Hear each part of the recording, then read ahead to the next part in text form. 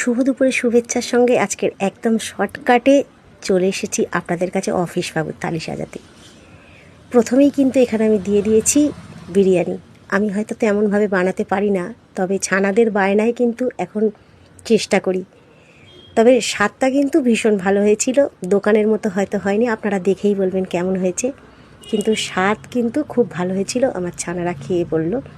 তো যাই হোক, বানিয়ে নিয়েছি আজকের সবারই পছন্দের, প্রায় 90% মানুষের পছন্দের বিরিয়ানি। আমি কিন্তু একদম সিম্পলভাবেই বানিয়েছি, খুব বেশি মশলা এখানে অ্যাড করিনি আমি, তো এর ভিডিও দিয়ে দেবো।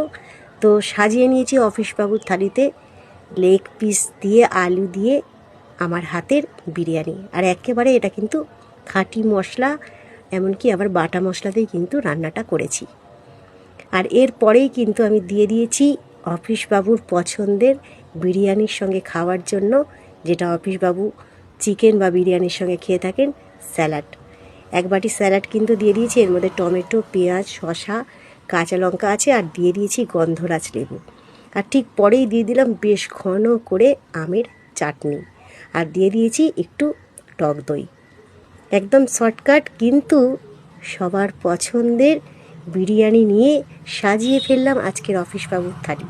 কেমন লাগলো আপনাদের অবশ্যই করে কিন্তু জানাবেন। আর বিরিয়ানির কালারটা কেমন হয়েছে আর কেমন দেখতে লাগছে একটু কিন্তু জানাবেন। আমি কিন্তু এটা খুব ভালো বানাতে পারি না, তবে চেষ্টা করি আপনাদের ভিডিও দেখে বা ফোনেও অনেক ভিডিও দেখে কিন্তু আমি এগুলো চেষ্টা করি। আর আমার রান্নাটা ভীষণ শখ, আমার খুব ভালো লাগে রান্না করতে। আপনারা দেখেওছেন আমি নিত্য নতুন নানান রান্না নিয়ে আপনাদের কাছে চলে আসি, সেই ভিডিও আপনাদের দিই। তো কেমন লাগলো অবশ্যই জানাবেন। সবাই খুব ভালো থাকুন, সুস্থ থাকুন, সুন্দর থাকুন, এই কামনা করে আজকের মতো বিদায় চেয়ে নেবো। আবার দেখা হবে কালকে ঠিক এই সময়।